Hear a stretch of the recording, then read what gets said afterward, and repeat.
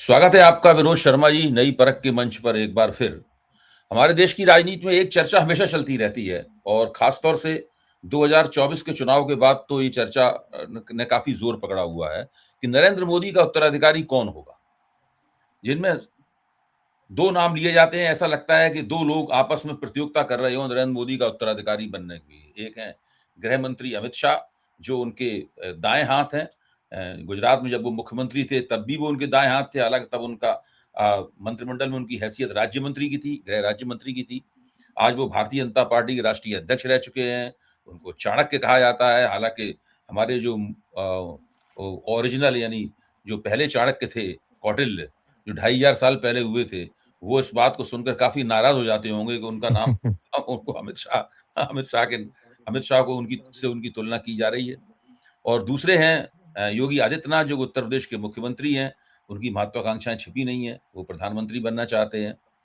और फिर कोई अदृश्य प्रतियोगी भी हो सकता है जो राष्ट्रीय स्वयंसेवक संघ के दिमाग में हो, कोई कुछ नहीं कह सकता।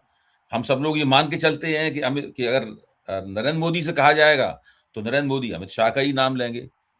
तो अब पिछले दिनों खास तौर से जिस वक्त खाड़ी युद्ध चल रहा था, खाड़ी युद्ध से जो अयोध्या में युद्ध हुआ घोटाले के ऊपर, इन दोनों के बीच में सबसे ज्यादा राष्ट्रीय राजनीति में चर्चा इस बात की रही कि अमित शाह उत्तरोत्तर और शक्तिशाली होते जा रहे हैं। यहां तक कि अगर मंत्रिमंडल में कुछ होना है तो उसके लिए माना जाता है कि अमित शाह ही जाएंगे राष्ट्रपति से मिलने के लिए, जबकि ये काम प्रधानमंत्री करते हैं। ये भी पिछले दिनों हो चुका है कि राष्ट्रपति भी जाके अमित शाह ने कोई ब्रीफिंग दी। अंदाजे लगाए गए किस बात की ब्रीफिंग हुई, लेकिन पता नहीं, उन्होंने उनको ब्रीफिंग दी। और ये भी कहा जा रहा है कि नरेंद्र मोदी जो विदेश यात्राओं में व्यस्त रहते हैं, ज्यादा सरकार चलाने पे उनका इतना फोकस नहीं है। जो कुछ भी करना है सब कुछ अमित शाह ही करते हैं। इस प्रकार की छवि बन रही है आमतौर पर। ये कयास है, अटकल है, लेकिन लगातार सभी लोग एक ही अटकल लगा रहे हैं। इस मामले में कोई मतभेद नहीं है आपस में। इससे लगता है कि अटकल में काफी दम है। यहां तक कि संघ के अंदरूनी हलकों में भी ये बात कही जाती है, भाजपा के अंदरूनी हलकों में भी बात कही जाती है। भाजपा के अपने मित्र जो टीवी हम लोगों के साथ आते हैं, वो निजी बातचीत में वो भी सब यही बातें करते हैं। लेकिन इसी के साथ ये भी है कि अमित शाह के रास्ते में बड़ी अड़चनें हैं हिंदुस्तान का अगला प्रधानमंत्री बनने में। पहली अड़चन तो यही है कि भाई वो उनके नेतृत्व में चुनाव होंगे या नरेंद्र मोदी चुनाव से पहले उनके लिए गद्दी छोड़ देंगे। अगर चुनाव से पहले नरेंद्र मोदी ने उनकी गद्दी छोड़ी तो उनका प्रधानमंत्री बनना आसान होगा। लेकिन अगर 2029 में उनके नेतृत्व में चुनाव हुआ तो सबसे बड़ी तो अड़चन यही होगी कि मतदाता उन्हें पसंद करेंगे या नहीं करेंगे। ये तो नरेंद्र मोदी के भी नेतृत्व में अगर चुनाव होगा तब उनके लिए भी ये बात है। 2024 में उनका बहुमत कम भी हो चुका है। मतदाता कुछ भी कर सकते हैं, वही जनता जनार्दन है, मतदाता कुछ भी कर सकते हैं। लेकिन इस वक्त मतदाताओं वाली अड़चन पे भी हम लोग गौर करेंगे, राष्ट्रीय स्वयंसेवक संघ से आने वाली अड़चनों पे भी हम लोग गौर करेंगे, भाजपा के भीतर से निकलने वाली अड़चनों पे भी हम लोग गौर करेंगे। और इस देश की जो ऊंची जातियां हैं, मेरा मानना है कि वो भी तय करती हैं कि इस देश का प्रधानमंत्री कौन होगा। इस देश के जो कारपोरेट जार हैं वो भी तय करते हैं कि इस देश का प्रधानमंत्री कौन होगा। ये विभिन्न शक्तियां, विभिन्न पहलू हैं इसके। आज मैं विनोद जी से अनुरोध करूंगा कि वो जरा इसके ऊपर विचार करें कि अमित शाह के प्रधानमंत्री बनने में कौन कौन सी अड़चनें हैं और कौन कौन से सुविधे हैं। विनोद जी। देखिए, बात है ये है कि आपने कहा कि इलेक्शन से पहले बनेंगे कि इलेक्शन से बाद बनेंगे 29 के। लेकिन मैं समझता हूं कि हमको इसको ये डेडलाइन जो आप दे रहे हैं इसको आगे लाना चाहिए थोड़ा। हमको ये देखना है कि 27 में नया राष्ट्रपति कौन बनता है। अच्छा। क्योंकि अगर नरेंद्र भाई मोदी ये फैसला लेते हैं कि उनको प्रधानमंत्री नहीं रहना, ये उन्होंने ही लेना है फैसला। ये कोई और आप अपने दिमाग में से कोई और ख्याल निकाल दीजिए कि संघ डिसाइड करेगा, उनको हटा के दूसरा मुख्यमंत्री प्रधानमंत्री बना देगा। वो स्वयं फैसला लेंगे नरेंद्र भाई मोदी, आजकल जो वहां स्ट्रक्चर है वहां, कि क्या उनको प्रधानमंत्री रहना है या नहीं रहना। और दूसरा फैसला उनको ये लेना है कि क्या प्रधानमंत्री उनको रहना है, जब नहीं रहना तो फिर उसके बाद क्या करना है। देखिए, मतलब उनका रिटायरमेंट पैकेज क्या होगा। जी, मेरा ये कहना है कि अक्सर ये कयास लगाया जाता है कि नरेंद्र मोदी जो है, जब ये डिसाइड करेंगे कि प्रधानमंत्री नहीं रहना है, तो फिर वो राष्ट्रपति बनना चाहेंगे। और वो कौन से स्वरूप वाला राष्ट्रपति होगा? वो प्रेसिडेंशियल फॉर्म ऑफ गवर्नेंस वाला राष्ट्रपति होगा, या आज का पार्लियामेंट्री फॉर्म ऑफ गवर्नेंस वाला राष्ट्रपति होगा? लोग कहते हैं कि भाई वन नेशन वन इलेक्शन, ये सब जो बातें हो रही हैं और जो आंकड़े हासिल करने की कोशिश की जा रही है कि राज्यसभा में और लोकसभा में दोनों जगह 2/3 मेजोरिटी बीजेपी की हो जाए, और बीजेपी उसके बाद जो कॉन्स्टिट्यूशनल स्ट्रक्चर में फेरबदल करेगी, वो कोई नहीं जानता अभी तक कि कैसा फेरबदल वो होगा, वो किस स्तर पे होगा, किस डायरेक्शन में होगा, किसके कहने पे होगा, या किसकी एम्बिशन के चलते होगा। मेरा ये मानना है कि बहुत कुछ अब और 27 के बीच में डिसाइड होगा। फरवरी मार्च में गोवा, उत्तराखंड, पंजाब, यूपी के इलेक्शन है, मणिपुर के भी हैं, और फिर हिमाचल और गुजरात का इलेक्शन नवंबर दिसंबर 27 में है। लेकिन जुलाई 27 में राष्ट्रपति के चुनाव है। तो पहले राउंड ऑफ इलेक्शन के बाद राष्ट्रपति का चुनाव होगा। कौन नया राष्ट्रपति होगा इस देश का, उस पर डिपेंड करेगा कौन नया प्रधानमंत्री होगा इस देश का, होगा कि नहीं होगा। ये मेरा व्यक्तिगत आकलन है। मैं, क्योंकि इसमें कोई इनपुट नहीं है, किसी ने कोई डिस्कशन नहीं हुई अभी कहीं भी। और दूसरी बात यह है कि हाल ही में चर्चा हुई थी कि बड़ा फेरबदल होगा, बदल जाएगा काउंसिल ऑफ मिनिस्टर्स में, बहुत से लोग जाएंगे, बहुत से लोग आएंगे। कुछ नहीं हुआ, और लोग कह रहे थे कि मॉनसून सेशन से पहले होगा। देखिए, कभी भी पार्लियामेंट के सेशन से एकदम पहले मंत्रिमंडल में फेरबदल नहीं होता है, नहीं किया जाता है। और खासकर ऐसे सत्र से पहले जो सत्र बड़ा चैलेंजिंग होगा। कुछ मुद्दे ऐसे हैं जिसके चलते आज के दिन इकोनॉमी की हालत दोबारा जो युद्ध शुरू हो गया खाड़ी में डोनाल्ड ट्रंप के चलते, जो राम मंदिर में जो घोटाला हुआ है उसके चलते, और जो स्पीकर साहब को फैसले लेने हैं कि टीएमसी के लोग कौन से रहेंगे, कहाँ आएंगे, किधर जाएंगे।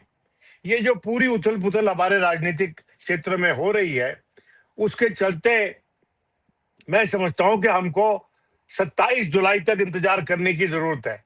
क्योंकि 27 जुलाई में मेरे को ये लगता है कि राष्ट्रपति नया होगा। दूसरी टर्म द्रौपदी मुर्मू जी को नहीं मिलेगी, राष्ट्रपति तो नया ही होगा।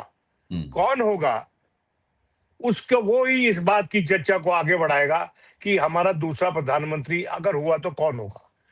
ये तो रहा पहला सिनेरियो नंबर 1। सिनेरियो नंबर 2 कि क्या मोदी जी के और अमित शाह जी के संबंध इतने अच्छे हैं कि वो उनको प्रधानमंत्री बना देंगे? क्या संबंध इतने अच्छे हैं और आज की व्यवस्था में प्रधानमंत्री बना देंगे, जहां पर प्रधानमंत्री is the first amongst the equals, अगर डेमोक्रेटिक गवर्नेंस है तो। अदरवाइज प्रधानमंत्री एक छत्र राज होता है उसका, अगर उसके पास पार्लियामेंट में आंकड़े हैं और काबीना उसके साथ है, और जो जिसको लगाएगा वो तो अपना काम करवाएगा। मेरा ये मानना है कि अमित शाह का जो कॉन्ड्रम है वो वैसा ही है जैसा कि आडवाणी जी का था। क्योंकि Advani ji deputy prime minister हो गए, लेकिन जब अभय जी आडवाणी जी ने ये चाहा कि बाहैसियत होम मिनिस्टर की डीओपीटी भी उनके तत्वावधान में रहे, मतलब जो ब्यूरोक्रेसी जो उस पे कंट्रोल भी उनके तत्वावधान में रहे। और डीओपीटी ऐसा संस्थान है जिसपे कि सीबीआई भी उसके तहत आती है। तो उन्होंने ये चाहा कि डीओपीटी भी उनको मिल जाए। और मुझे व्यक्तिगत नॉलेज है कि डीओपीटी का फुल फॉर्म बता दीजिए नई वर्ग के दर्शकों।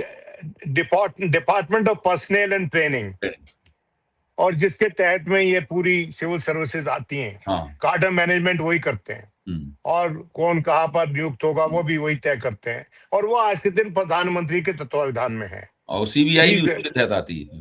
हाँ, तो मैं वो उस वक्त उनको बताया गया, ब्रजेश मिश्रा जी को उनके पास भेजा गया कि भैया ये आपके नहीं मिल सकता आपको, क्योंकि सीबीआई में कुछ केसेस आपके विरोध में चल रहे हैं, आपके खिलाफ जो कुछ केसेस हैं वो चल रहे ब्रजेश हैं। मिश्रा अडवाणी के पास भेजा गया कि आपको ये नहीं मिल सकता, डीओपी हाँ, ये नहीं मिल सकता, ये नहीं मिल सकता। और ब्रजेश मिश्रा उनके सुरक्षा सलाहकार थे। जी, Brajesh Mishra after retirement, much after retirement, उन्होंने स्वयं से ये मुझे बताया था in a free willing conversation. तो मैं इत्मीनान से ये आपको बता सकता हूँ। तो मेरा ये कहने का मतलब ये है कि आज के दिन क्या होगा। आपने दो नाम लिए कि भाई अब योगी आदित्यनाथ और अमित शाह।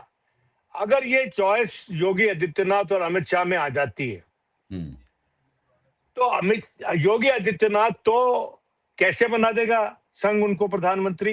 मैं ये पूछना चाहता हूं कि जब संघ किसी और को यूपी का मुख्यमंत्री बनाना चाहता था और वो फैल गए और उन्होंने वहां पर एक बड़ा बखेड़ा खड़ा कर दिया और वो करके वो यूपी के मुख्यमंत्री बने, और जो आज तात्कालीन लेफ्टिनेंट गवर्नर है जम्मू कश्मीर के, उनकी जगह वो बन गए मनोज जी की जगह। तो मेरा ये कहने का मतलब है कि जहां तक आना था वो आ चुके हैं मेरे नजर में। जो यूपी के मुख्यमंत्री है, he has reached his pinnacle. कुछ लोग ये तर्क भी देते हैं, जिन लोगों को आपकी तरफ इशारा कर रहे हैं कि जो पत्रकार मिल जाते हैं और वो अपने आप को पीएचडी बन के घूमते हैं कि हम संघ पे पीएचडी हैं, वो कहते हैं कि भाई भगवे वाला अगर प्रधानमंत्री बिठा दिया तो समझो कि हिंदुत्व आ गया, हिंदू राज आ गया। ये सब this symbolism means nothing. Reality आज के दिन ये है कि सत्ता इनके दोनों हाथों में जकड़ी हुई है और संघ परिवार के लोगों ने, और उनके पास सत्ता पूरी तरह से विस्तृत, उनका सत्ता पे मतलब स्ट्रैंगल होल्ड जिसके अंग्रेजी में कहते हैं वो है, शिकंजे में है, शिकंजे में है। तो मेरा ये मानना है कि इन दोनों में चॉइस डिफिकल्ट होगी संघ के लिए, और संघ चाहेगा और इसमें हस्तक्षेप मोदी जी का भी होना पड़ेगा। देखिए मोदी, आप कह रहे हैं कि हु आफ्टर नरेंद्र मोदी, ये सवाल तो नेहरू जी के बाद भी उठते थे। तो this is sort of another kind of parallel which is thought to be drawn with Nehru. Who after Indira, ये भी कहा जाता था। हु आफ्टर नेहरू तो हो गए ना, लाल बहादुर शास्त्री बन गए। तो मेरा ये कहना है, नहीं, यहाँ पे एक छोटी सी बात करें। According to Rajni Kothari, professor Rajni Kothari के मुताबिक, जो उन्होंने बड़ा विस्तृत रूप से लेख लिखा है और मैंने चूंकि उसका हिंदी में अनुवाद किया था इसलिए मुझे अच्छी लगी तो उसकी याद है। उन्होंने कहा था कि जब नेहरू जी बीमार थे तो उन्होंने तय किया कि मेरे बाद बड़ा झंझट होगा। उन्होंने अपने सारे वरिष्ठ कैबिनेट कुलीग को, कामराज, आमराज, सबको बुलाया और कहा, वहीं खड़े हुए थे लाल बहादुर शास्त्री जो बिना विभाग के मंत्री थे, मिनिस्टर विदाउट पोर्टफोलियो के साथ। उन्होंने कहा कि मेरे बाद इनको बना देना। वो अभी सबसे हाँ करवा ली वहीं अपने सामने। उसके कुछ ही दिन बाद उनका देहांत हो गया नेहरू जी का, और वो लाल बहादुर शास्त्री बन गए। मतलब जो है, देखिए बात सुनिए जी, नेहरू वाज अ विजनरी। हाँ,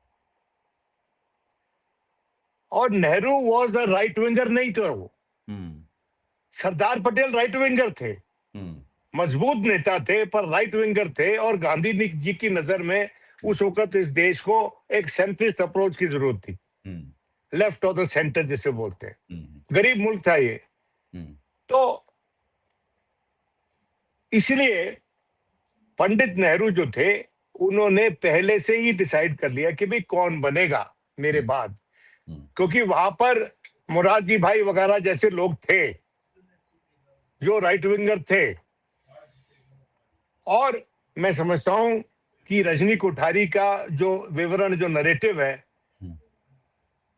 वो लगभग सही होगा, because he was a towering scholar and student of history, कि वो जो थे वो एक कारण रहा होगा कि एक तो कोई लाल बहादुर शास्त्री जो है कंट्रोवर्शियल फिगर नहीं थे।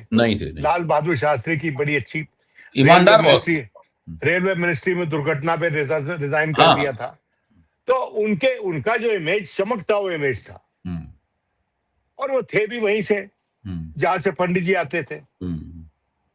तो कोई बहुत बड़ा टैक्टिकल शिफ्ट नहीं होता प्राइम मिनिस्ट्रियल पोजीशन में।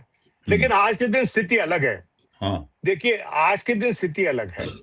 आज के दिन जो है, अमित शाह, आप कहते हैं कि अमित शाह पहले बनेंगे कि बाद में इलेक्शन के। देखिए, लीडरशिप अभय जी बनती है, किसी का शेडो होकर नहीं बनती लीडरशिप। किसी का जो रुतबा होता है उससे डिराइव करके पावर जो है उसको एक्सरसाइज करके लीडरशिप नहीं बनती। लीडरशिप अपनी पार्टी को इलेक्शन जितवा के बनती है, और वो काम तो अमित जी को पहले ही करना पड़ेगा अगर उनको प्रधानमंत्री बनना है तो।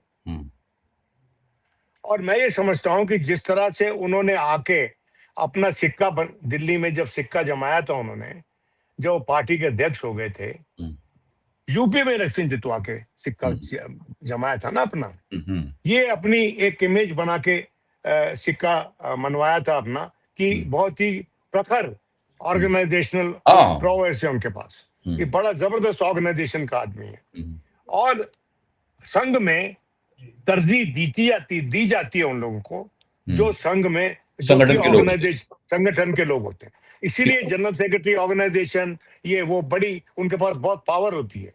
और इसीलिए अमित शाह जी के पास विदाउट प्रधानमंत्री हुए, विदाउट डिप्टी प्राइम मिनिस्टर हुए, क्योंकि ये भी आंकड़ा लगाया जाता था कि अगर फेरबदल होगा तो हो सकता है अमित शाह जी उसमें डिप्टी प्राइम मिनिस्टर हो जाए।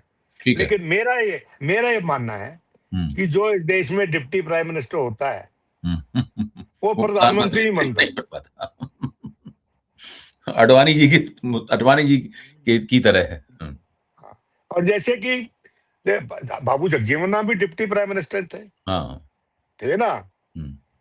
और उसी तरह से शायद एक एग्जांपल है जो कि मोरारजी देसाई, जो डिप्टी प्राइम मिनिस्टर एक समय में कहीं रहे और फिर बाद में वो प्रधानमंत्री हो गए। वो जनता पार्टी के वो अलग परिस्थितियों में हुए। वो उत्तराधिकार वाला मामला नहीं था, सक्सेशन वाला मामला नहीं था। वो नहीं, अलग परिस्थिति थी। जी।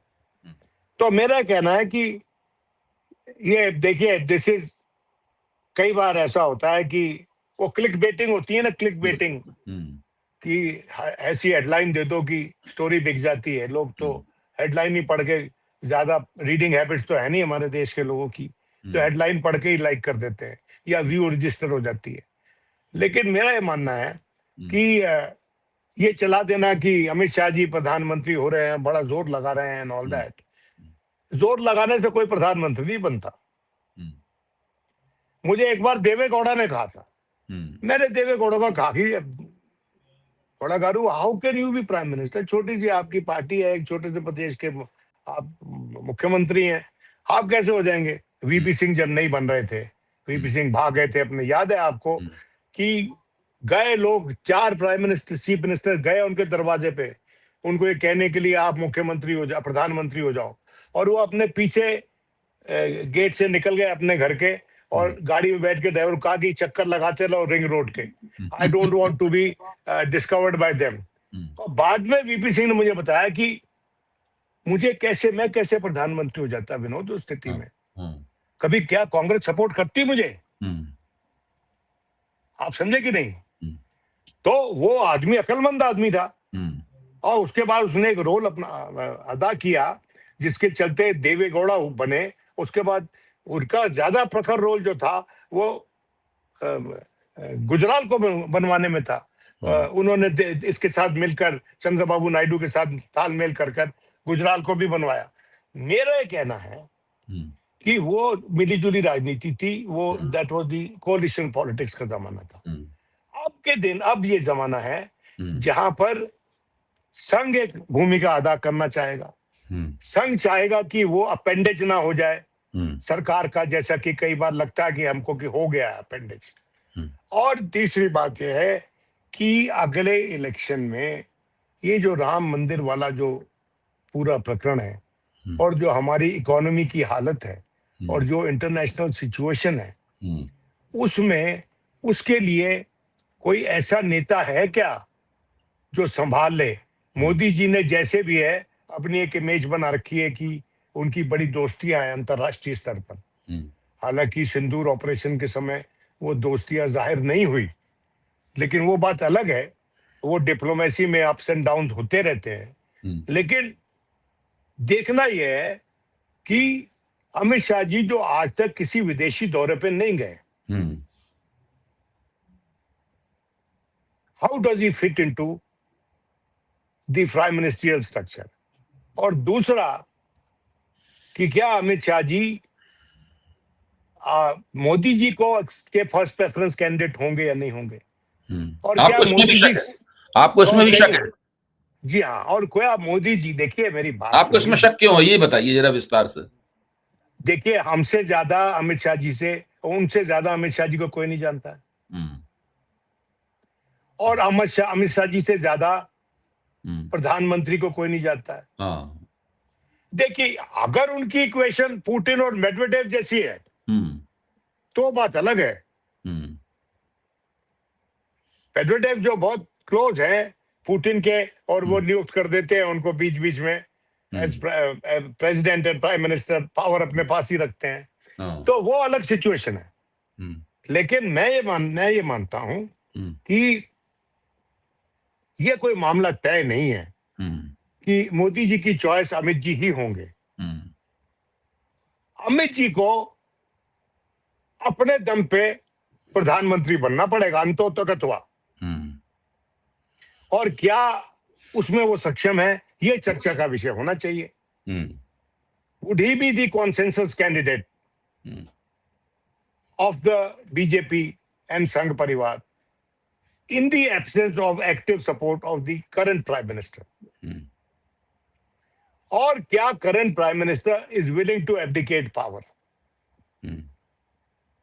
देखिए, बहुत से प्राइम मिनिस्टर्स, बहुत से नेता, वो बोला ना, श्रीकांत वर्मा का ये कविता थी कि नहीं, टिक टिक टिक टिक टिक कर बोला पंडित जी नहीं रहे, पर जब तक रहे प्रधानमंत्री रहे।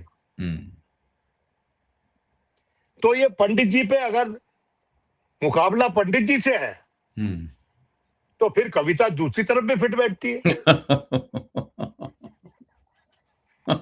मेरे कहने का मतलब ये है। तो इसलिए कोई इतना आसान एनालिसिस नहीं है अभय जी। और इतिहास इस बात का प्रतीक है कि nobody becomes prime minister easily. VP Singh बना जब लेफ्ट ने और राइट ने दोनों ने सपोर्ट कर दिया बाहर से, और जिस तरह जो उसको निकाला, फिर मैं उन लोगों में से हूं जिसने आखिरी मीटिंग आडवाणी जी की राम रथ यात्रा पे जाने से पहले मैंने इंटरव्यू किया था उनको, और मेरा वो इंटरव्यू जो है वीएचपी ने 1-1 रुपए में बेचा था बुकलेट बना के। मैंने उस पर प्रोटेस्ट भी किया था, तो मेरे कुछ पैसे बनते हैं उनकी तरफ, क्योंकि इंटरव्यू तो मैंने किया था। लेकिन वो मजाक का विषय है, उसको छोड़ते हैं। मेरा एक कहने का मतलब है कि इतना आसान नहीं है कि मोदी जी ही होंगे, मोदी जी के वंश का जो सक्सेसर है वो अमित जी करेंगे। कोई भी हो सकता है भाई। आपने जो बात कही ना कि वीपी सिंह, विश्वनाथ प्रताप सिंह तब प्रधानमंत्री हो पाए जबकि वामपंथियों और दक्षिणपंथियों दोनों ने उनको समर्थन किया। सब जी हाँ। यहाँ भी इसकी बातचीत से एक नतीजा ये निकाला जा सकता है, आपकी बातचीत से, अगर मैं गलत नतीजा निकाल रहा हूं तो आप उसका संशोधन कर दीजिएगा, कि अमित शाह तभी प्रधानमंत्री हो पाएंगे जबकि नरेंद्र मोदी भी चाहें और राष्ट्रीय स्वयंसेवक संघ भी चाहे। ये असंभव है कि दोनों में से एक ना चाहे और फिर भी वो प्रधानमंत्री बन जाएं। और इतनी ताकत उनमें है नहीं जो नरेंद्र मोदी ने दिखाई थी कि राष्ट्रीय स्वयंसेवक संघ नहीं चाहता था, तब भी उन्होंने मोदी मोदी चिल्लाने वाले कार्यकर्ताओं की दम पे अपने आप को प्रधानमंत्री पद का उम्मीदवार बनवा लिया था। उस वक्त उनके सबसे आगे supporter, active supporter Arun Jaitley थे। कानूनदान थे। पहले उनको कई मामलों में मदद की थी, ना सिर्फ उनको पर अमित जी को भी की, अमित शाह को भी मदद की थी। और बाद में तो आखिर में जब अरुण जेटली जो थे, जो फाइनेंस मिनिस्टर हो गए, उस वक्त उनके पास कितनी सत्ता थी और कितनी नहीं थी, इस पे भी बड़ी चर्चा रहती थी। और ये भी विषय रहा कि जब डीमोनेटाइजेशन हुआ तो क्या उनको उसकी जानकारी थी, जब प्रधानमंत्री ने जो अनाउंसमेंट किया। तो देखिए, politics of power is a different ball game. उसमें कोई no enemy is enemy permanently and no friend is friend permanently. सुविधा के अनुसार की जाती है, और ये जरूरी नहीं कि सिर्फ अमित जी ही हों, और भी दावेदार हो सकते हैं। हम आज के दिन राजनाथ जी का नाम नहीं लेंगे, क्योंकि राजनाथ जी का नाम जचता नहीं है, क्योंकि अगर दूसरा कंटेंडर जो है योगी आदित्यनाथ है, वो तो सिटिंग प्राइम मिनिस्टर है, ये तो फॉर्मर सिटिंग चीफ मिनिस्टर है, ये तो फॉर्मर चीफ मिनिस्टर, और वो भी छोटे कार्यकाल के लिए थे। और एज डिफेंस मिनिस्टर अच्छे व्यक्ति हैं, हम उनको पसंद करते हैं, और उनका व्यक्तित्व तो बहुत प्यारा है। लेकिन मैं समझता हूं कि वो जो हमारा महाराष्ट्र वाला जो कैंडिडेट है, चीफ मिनिस्टर है, फडणवीस जो है, उसके बारे में भी चर्चा होती है, क्योंकि वो भी नजदीक है संघ के, और संघ के नजदीक है। तो इसलिए मैं ये समझता हूं कि संघ के पास चॉइसेस होंगी, जरूर है, जरूर चॉइसेस उनके पास होंगी, और संघ चाहेगा। देखिए, अगर संघ सही में अब भी व्यक्तिवाद के खिलाफ है, क्योंकि मुझे नहीं लगता कि हाल ही के बरसों में उनका जो पुराना व्यक्तिवाद के खिलाफ जो उनका पुराना एजेंडा था वो कार्यान्वित हुआ है। मोदी जी तो व्यक्तिवाद के प्रतीक है, उनकी सरकार तो मोदी जी स्वयं है। तो मैं ये कहता हूं कि इसमें भी बहुत कुछ चर्चाएं बाकी हैं, बहुत कुछ संभावनाएं बाकी हैं, और बहुत कुछ मरहले बाकी हैं, और बहुत कुछ चीजों का पटाक्षेप होना अभी बाकी है। तो आपकी बात से तो मुझे तो साफ तौर पर नतीजा निकलता हुआ लग रहा है कि अमित शाह के लिए रास्ता आसान नहीं है। नहीं है, कभी भी नहीं होता, किसी के लिए नहीं। अमित शाह के लिए आप ठीक कह रहे हैं, अमित शाह के लिए नरेंद्र मोदी का समर्थन भी गारंटी शुदा नहीं है। जी, गारंटी शुदा नहीं है। और पर इट कैन बी द क्लिंचर, अगर मोदी उनको ठोक के एक्टिवली बैक करते हैं। पर सवाल ये है कि Modi want a prime minister, a powerful prime minister, और would Modi would himself become an executive president of this country in a presidential form of governance?